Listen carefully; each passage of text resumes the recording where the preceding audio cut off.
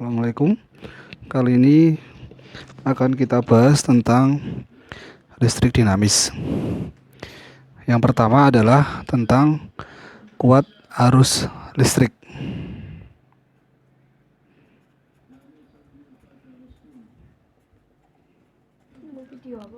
atau I. Jadi kuat arus listrik itu pengertiannya adalah banyaknya muatan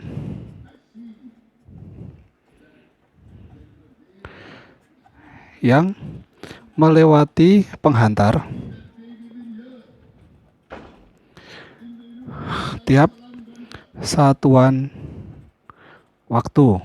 Ya, itu dijadikan sebagai kuat arus listrik. Sehingga dari pernyataan ini dapat diformulasikan dalam persamaan I sama dengan banyaknya muatan tiap satuan waktu, atau I sama dengan Q per T. Nah, kita tahu bahwa muatan yang mengalir pada penghantar adalah merupakan perpindahan elektron. Ya, sehingga nilai Q ini kalau kita uraikan merupakan sekian kali jumlah elektron yang mengalir. Nah, sehingga dirubah dengan E itu muatan elektron kalikan dengan N jumlah elektron yang berpindah. Nah, berapa besar muatan tiap elektron adalah 1,6 10 pangkat min 19 kolom. Ya. Sehingga N tinggal ditentukan atau dapat dihitung berdasarkan nilai muatan pada kuat arus tersebut. Nah, T adalah waktu dalam satuan sekon. I adalah kuat arus dalam satuan ampere. Ya, ampere. Satuannya sekon. Waktu ya. Itu pengertian tentang kuat arus. Kemudian yang kita bahas yang kedua adalah tentang hambatan.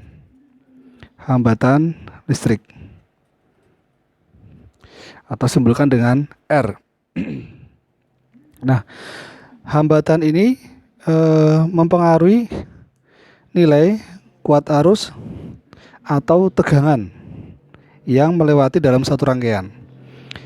Nah, berapa nilai hambatan pada suatu penghantar? Ada 4 faktor yang mempengaruhi. Yang pertama adalah kita formulasikan dulu persamanya. R adalah rho L per A. Nah, R sama dengan rho kali R per A. Rho merupakan jenis hambatan atau ya konstanta hambatan, jenis hambatan. L adalah panjang penghantar, kemudian A adalah luas penampang. Nah, dari sini dapat ditentukan bahwa yang mempengaruhi hambatan ternyata yang pertama adalah jenis bahan, kemudian panjang penghantar, kemudian A adalah luas penampang. Ya, panjang dalam satuan meter, luas dalam satuan meter kuadrat. Jenis bahan dalam satuan ohm meter. Ya, ohm meter ya. Sehingga nilai hambatan itu berbahan lurus dengan panjang. Semakin panjang penghantar maka semakin besar nilai hambatan. Dengan luas berbanding terbalik. Semakin besar luasnya maka semakin kecil nilai hambatannya. Ya, hambatan dalam satuan ohm. Ya, ohm atau simbolnya adalah seperti ini. Ini 3 faktor pertama yang mempengaruhi hambatan. Faktor yang berikutnya adalah faktor suhu. Ya.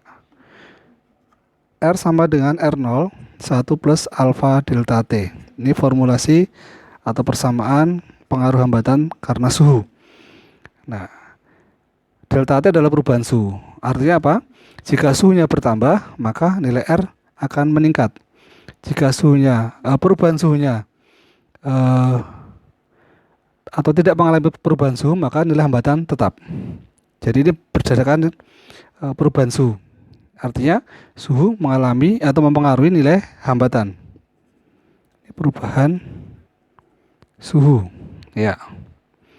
Ya, sehingga ada 4 unsur ini yang mempengaruhi nilai suatu hambatan.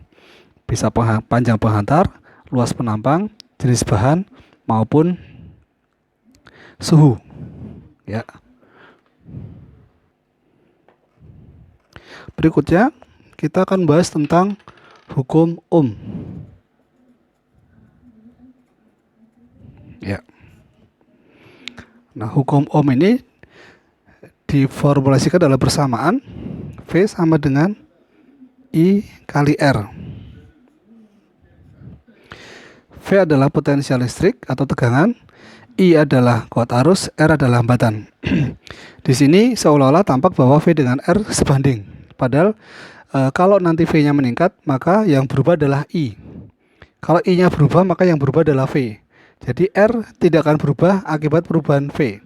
R berubah jika suhu, panjang menghantar, jenis bahan, dan luas penampang diubah. Jadi ada 4 unsur yang kita bahas sebelum tadi, yang kita bahas tentang yang mempengaruhi tentang hambatan. Ya, sehingga nanti kalau V berubah, maka yang berubah yang mana? I. I yang berubah, maka yang berubah adalah V, gitu ya. R tidak berubah akibat oleh V dan I. Oke, ini tegangan ya. Satuannya volt. Tadi I sudah kuat arus. R adalah hambatan, satuannya ohm. Nah, untuk mempermudah mengingat biasanya menggunakan rumus seperti ini. Ya, pakai segitiga ini ya. V, ini I, ini R. Kalau ingin menanyakan berapa nilai I, maka kita tutupi I, maka V per R. Berapa nilai V? V tutupi I kali R, dan seterusnya. Hukum Ohm seperti itu yang kita bahas. Terakhir adalah tentang rangkaian hambatan listrik. Ya, rangkaian hambatan. Ada 2 yang kita kenal, yaitu rangkaian seri dan rangkaian paralel. Ya. Kita padukan dalam satu tempat ya, biar bisa dibandingkan ya. Rangkaian seri adalah begini. Kita ambil contoh 3 hambatan. Ya, saling berurutan antara hambatan 1, hambatan 2, dan hambatan 3. Kalau paralel itu menghubungkan ujung-ujungnya dalam satu tempat dan ujung yang lain satu tempat juga. Itu paralel. R3 ya, bisa dipahami ya. Bedanya seperti itu. Kemudian apa ciri-ciri yang ada pada rangkaian ini? Yang pertama adalah untuk rangkaian seri. Untuk mencari R total seri adalah R1 tambah R2 tambah R3. Untuk paralel mencari R totalnya pakainya seper ya. Seper R1, seper R2, seper R3. Kemudian bagaimana dengan tegangan? Tegangan total sama dengan tegangan 1 ditambah dengan tegangan 2 tambah dengan tegangan 3. Nah, kalau yang paralel, tegangan paralel sama dengan tegangan yang melewati cabang 1 sama dengan yang melewati cabang 2 dan sama dengan yang melewati cabang 3. Jadi tegangan pada tiap-tiap cabang itu nilainya sama. Terakhir, bagaimana dengan kuat arus listrik? Nah, sekarang kebalikannya. I seri sama dengan I yang melewati hambatan 1 sama dengan I yang melewati hambatan 2 sama dengan I yang melewati hambatan 3.